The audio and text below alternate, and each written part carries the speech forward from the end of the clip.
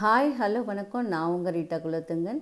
இன்றைய பதிவில் நம்முடைய சேனலில் ஒரு சூப்பரான துவையல் தாங்க செய்ய போகிறோம். அதுவும் கருவேப்பிலை ஒரு கட்டு, புதினா ஒரு கட்டு, கொத்தமல்லி ஒரு கட்டு நல்லா சுத்தம் பண்ணி க்ளீன் பண்ணி நல்லா ரன்னிங் வாட்டரில் வாஷ் பண்ணி எடுத்து வச்சுக்கோங்க. பாருங்கள், நான் அது போல் க்ளீன் பண்ணி எடுத்து வச்சுக்கிட்டோம்.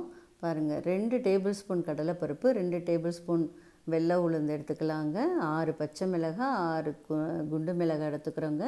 25 வெங்காயம், சின்ன வெங்காயமும், பூண்டு பல் 20, நெல்லிக்காய் அளவுக்கு புளி எடுத்துக்கிறோங்க. 4 நாட்டு தக்காளி, தேவையான அளவுக்கு கல் உப்பு.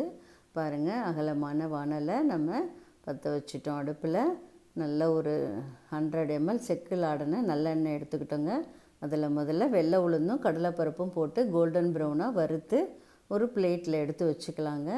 அதே எண்ணெயிலே நம்ம காஞ்ச மிளகாய், பச்சை மிளகாய், நாட்டு தக்காளி, சின்ன வெங்காயம், பூண்டு எல்லாத்தையும் ஒன்றா போட்டு வதக்கிக்கிறோங்க. நல்லா வதங்கட்டும். வதங்கின உடனே நம்ம சுத்தம் பண்ணி வச்சுருக்கிற கருவேப்பிலை, கொத்தமல்லி, புதினா 3த்தையும் சேர்த்துக்கலாங்க. நல்லா தண்ணி வற்றினதுக்கப்புறம் நம்ம நெல்லிக்காய் அளவுக்கு புளியை இது கூட சேர்த்து, கல் உப்பு தேவையான அளவுக்கு சேர்த்து நம்ம நல்லா ஆற வச்சு அரைக்க போகிறோங்க. பாருங்கள், கல் உப்பு சேர்த்துக்கிறோம். நல்லா தண்ணி சுண்டுற அளவுக்கு நம்ம அதை வதக்கணுங்க. அதில் இந்த கொத்தமல்லி, புதினாவில் இருக்கிற தண்ணி எல்லாம் வற்றிருச்சு.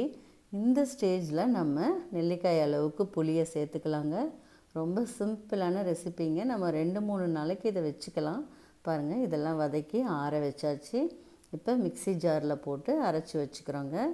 அரைச்சிட்டு ஒரு கடாயில் கொஞ்சம் எண்ணெயை ஊற்றி கடுகு போட்டு நல்லா வெடித்த உடனே அரைச்சி வச்சுருக்கிற விழுதை இது கூட சேர்த்து நல்லா வதக்கி ஒரு கண்டெய்னரில் ஆற வச்சு நம்ம ஸ்டோர் பண்ணிக்கலாங்க. பாருங்கள், நல்லா வதங்குது. வதங்கின உடனே நம்ம இட்லி, தோசையோடு சேர்த்து சாப்பிட்லாம், சாதத்தோடையும் பிசைஞ்சு சாப்பிட்லாங்க. பாருங்கள், இதே போல் நீங்களும் கருவேப்பிலை, கொத்தமல்லி, புதினா வச்சு சூப்பரான ஒரு துவையல் செய்து பாருங்கள். இந்த வீடியோ பிடிச்சிருந்தால் லைக் பண்ணுங்கள், ஷேர் பண்ணுங்கள், சப்ஸ்கிரைப் பண்ணுங்கள். தேங்க்யூ.